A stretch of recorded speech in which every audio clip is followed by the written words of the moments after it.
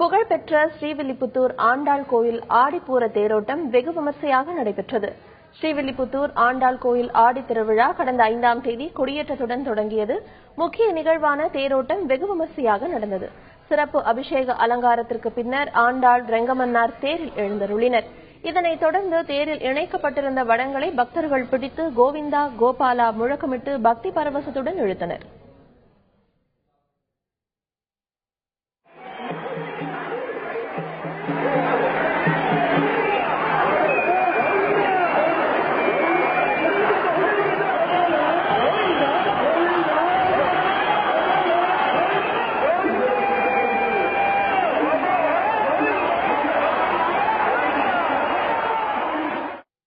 ராஜவீதிகளில் ஆடி அசைந்து நகர்ந்து வந்த தேர் சுமார் 2 மணி நேரம் 30 நிமிடங்களுக்கு பின்னர் மீண்டும் நிலைக்கு வந்தது.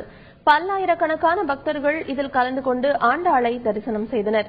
தேரோட்டத்தையொட்டி மாவட்ட நிர்வாகம் மற்றும் காவல்துறையினர் பாதுகாப்பு ஏற்பாடுகளை செய்திருந்தனர். ஸ்ரீவில்லிபுத்தூர் ஸ்தலத்தில் இந்த விழாவானது கோலாகலமாக நடந்து கொண்டிருக்கிறது. திருத்தேர் பவனியில் ரங்கமன்னார் சமேத ஸ்ரீ ஆண்டாள் நமக்கு காட்சி அருளுகின்றார்.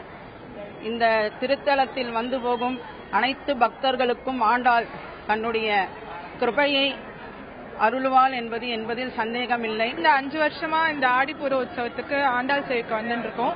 இன்னைக்கு வந்துட்டு ஆடிப்பூரம் தேர் ரொம்ப விசேஷம். என்ன மாதிரி வயசு பசங்களுக்கு இந்த ஆண்டாள் சேர்க்கிறது வந்துட்டு ஒரு உற்சாகமான விஷயமா இருக்கு.